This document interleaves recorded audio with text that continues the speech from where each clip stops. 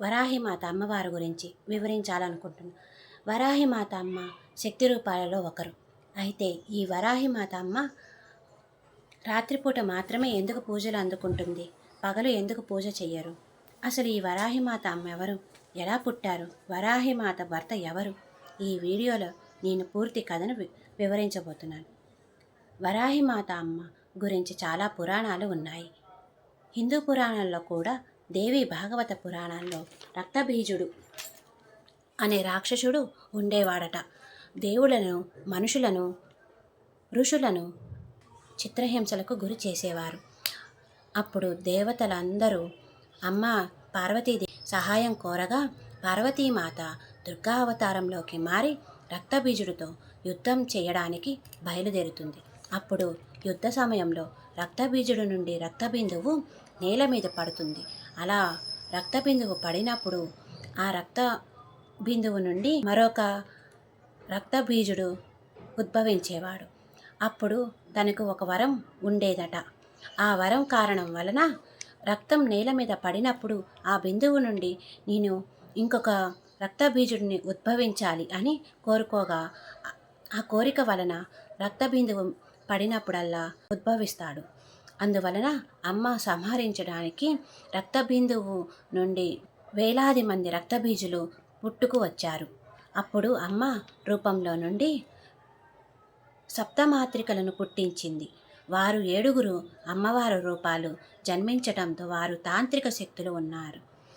బ్రాహ్మణి, మహేశ్వరి, వైష్ణవి, ఇంద్రాణి, కౌమారి, వారాహి, చాముండి ఈ 7 అవతారాలు కలిసి రక్తబీజుడు అంతం చేయడానికి చూస్తారు. అయితే వరాహి అమ్మ రూపం ఎంతో ఉగ్రమైన రూపంలో శత్రువుల మీద కూర్చొని తన పదునైన దంతాలతో శత్రువుల అందరినీ సంహరించింది.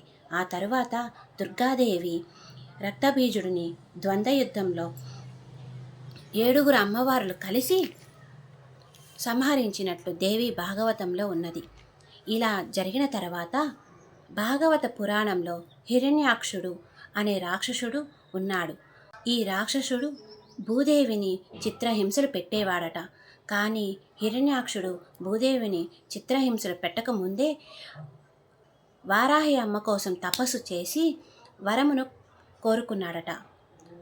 నన్ను ఎవరు చంపకూడదు, అమరుడిగా ఉండాలి అని కోరగా వారాహిమాత నేను ఈ వరము నీకు ఇవ్వలేను అని చెప్పగా అప్పుడు హిరణ్యాక్షుడు తెలివిగా ఆలోచించి నువ్వు తప్ప నన్ను ఎవరూ సంహరించకూడదు అని అడిగి వరము కోరుకున్నారు.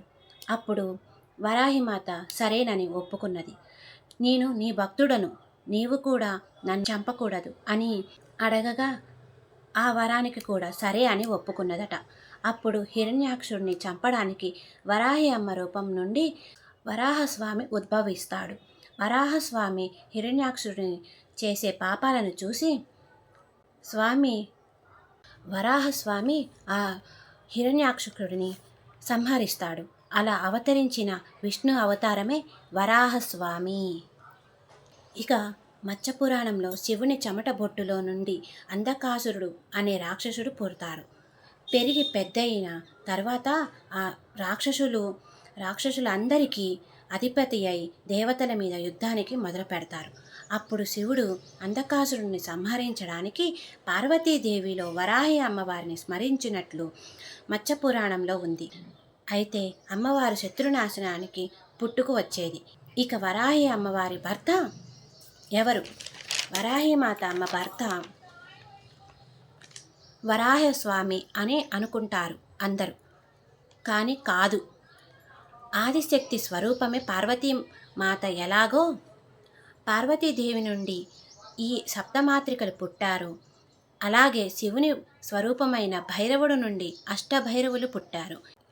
ఈ అష్టభైరవులు కూడా అష్టదిక్కులను కాపాడుతూ పాలిస్తూ ఉంటారు. ఈ అష్టభైరవులలో ఒకరైన ఉన్మట్ట భైరవుడు వరాహి అమ్మ భర్త అని పురాణాల్లో ఉన్నది. అందరూ అనుకున్నట్టుగా వరాహస్వామి కాదు. లలితా సహస్రనామాలలో ఈ 2 వరాహిమాతకు సంబంధించినవి. వాటిని బట్టి వరాహిమాత విసంగుడు అనే రాక్షసుడిని సంహరించి లలితాదేవికి చాలా సంతోషాన్ని ఇచ్చింది. వరాహిమాత రథ, అశ్వ, గజ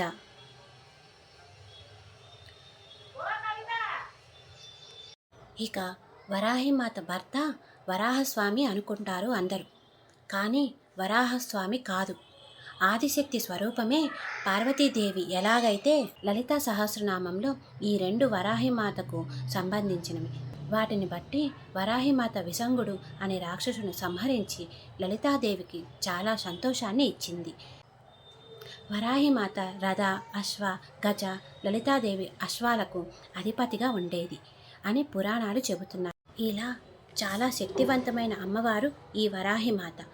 కానీ అమ్మవారిని రాత్రిపూట 3 గంటలు మాత్రమే పూజలు అందుకుంటుంది. ఎందుకంటే గ్రామాలను రక్షించడానికి, తను ఒంటరిగా ప్రజలను కాపాడడానికి ప్రతి ఇంటికి, ప్రతి చుట్టూ, ప్రతి గాలిలో తను అందరిని గమనిస్తూ రాక్షసుల నుండి రక్షించడానికి బయలుదేరుతుంది అని అందరి నమ్మకం. కాశీలో అమ్మవారు పాతాళంలో ఉన్నారు. విగ్రహం కూడా చాలా పెద్దదిగా ఉంటుంది. కానీ అమ్మవారి విగ్రహాన్ని భక్తులు నేరుగా చూడలేరు. అక్కడ భక్తుల కోసం 2 రంధ్రాలను ఏర్పాటు చేసి వాటి నుండి మాత్రమే చూడాలి. ఇదండి ఈ కథ. ఎలా ఉంది? నేను చెప్పిన విధానం మీకు నచ్చినట్లయితే నాకు కామెంట్ రూపంలో జై వరాహిమాత, ఓం శ్రీ జై వరాహిమాతయే నమః అని కామెంట్ చేస్తారని నేను మనస్ఫూర్తిగా కోరుకుంటున్నాను.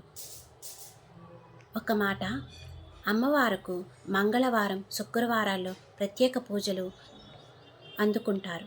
బెల్లం నీరు అంటే అమ్మకు చాలా ఇష్టం. పూజలు చేసుకోవడం వలన మనకు అష్ట ఐశ్వర్యాలు, శత్రునాశనాల నుండి బయటపడవచ్చు.